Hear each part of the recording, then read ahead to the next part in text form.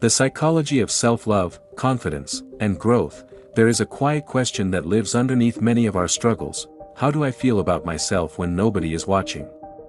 We often learn to measure our worth through achievements, appearance, relationships, money, intelligence, productivity, or the approval of other people. We may become experts at being useful, successful, agreeable, strong, or needed, while remaining strangely unfamiliar with the person underneath all those roles. Psychology offers an important explanation for why this happens. Our relationship with ourselves does not develop in isolation. It begins, in part, through our earliest relationships with the people who care for us.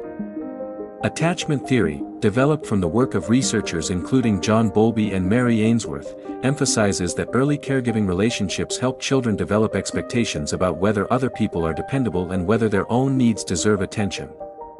A child does not enter the world thinking, "I am lovable," or "I am a burden."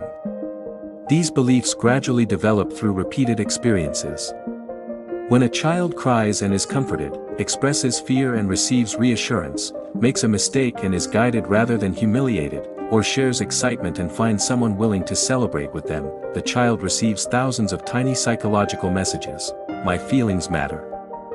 My needs are allowed. I can seek help. I belong. I am worth caring for. These experiences can contribute to what psychologists describe as internal working models, mental expectations about ourselves, relationships, and the world. But childhood is not always gentle.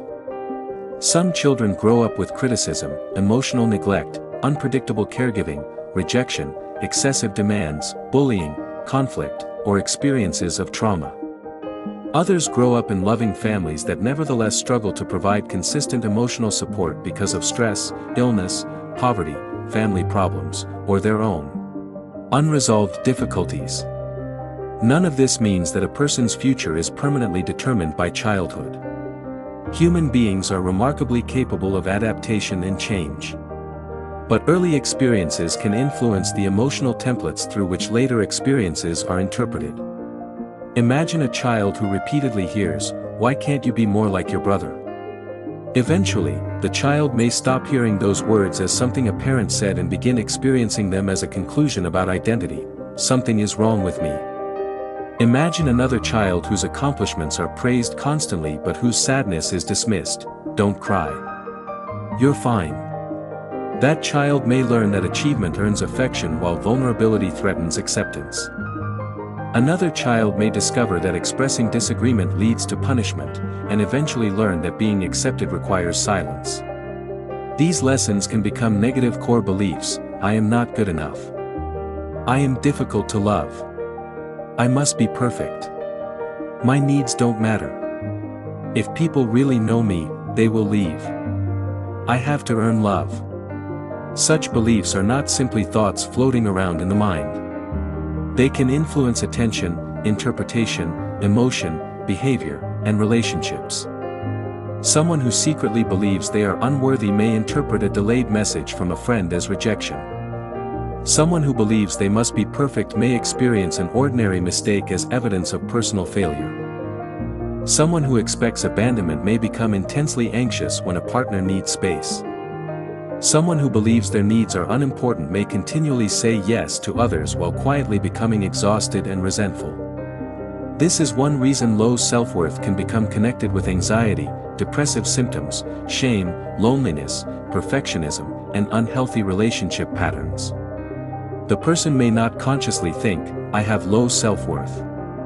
Instead, the belief appears through behavior, apologizing for everything, accepting poor treatment, constantly comparing oneself to others, refusing compliments, hiding mistakes, overworking, seeking reassurance, or remaining in relationships that repeatedly cause pain. And because these behaviors can temporarily reduce anxiety, they may become reinforced. The person seeks reassurance, feels better for a moment, then needs reassurance again. They avoid a challenge because they fear failure, experience temporary relief, and then become even less confident in their ability to cope. The cycle continues. This is where the concept of self-love becomes psychologically important. Self-love is not the belief that we are perfect, superior, or entitled to everything we want. It is not narcissism, selfishness, or constant self-admiration. Healthy self-love is closer to a stable willingness to treat oneself as a human being whose needs, feelings, dignity, and development matter. It includes self-compassion, self-respect, realistic self-acceptance, and the ability to recognize both strengths and limitations without turning limitations into proof of worthlessness.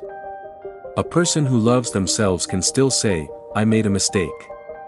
They simply do not add, "Therefore, I am a terrible person."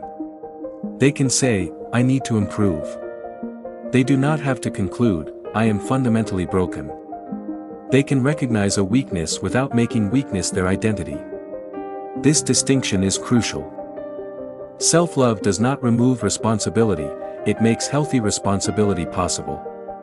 If you hate yourself every time you fail, growth becomes threatening. If you can accept yourself while acknowledging what needs to change, growth becomes safer. Consider the difference between two inner voices after an unsuccessful job interview. One says, "You are useless. Everyone else is better than you. You always ruin everything." The other says, "That did not go the way I wanted. I was nervous, and there are things I can improve. I can prepare differently next time." Both recognize disappointment, but only one preserves the person's dignity and capacity to learn. This is why learning to love yourself is not merely a pleasant emotional exercise. It can become a foundation for psychological functioning. We cannot control every experience, every rejection, every loss, or every opinion others have about us. But we can gradually change the relationship we have with the person who experiences those things, ourselves. And sometimes that relationship begins with a surprisingly simple realization: you do not have to become extraordinary before you deserve kindness. You deserve to be treated with compassion while you are still becoming who you want to be. Loving yourself and building confidence isn't just about feeling good, it's about creating a foundation for resilience, compassion, and deeper connections with others. Healing takes time, but every step forward matters. If this video inspired you or gave you something to reflect on, don't forget to like, share, and subscribe to the channel. Your support helps spread awareness and reminds others that self-love and recovery are possible. Turn on the notification bell so you won't miss future videos on self-love, healing, and personal growth. And remember, the journey to loving yourself begins with one choice: choosing to value who you are today. And by the way, don't forget to watch part 2 of the video.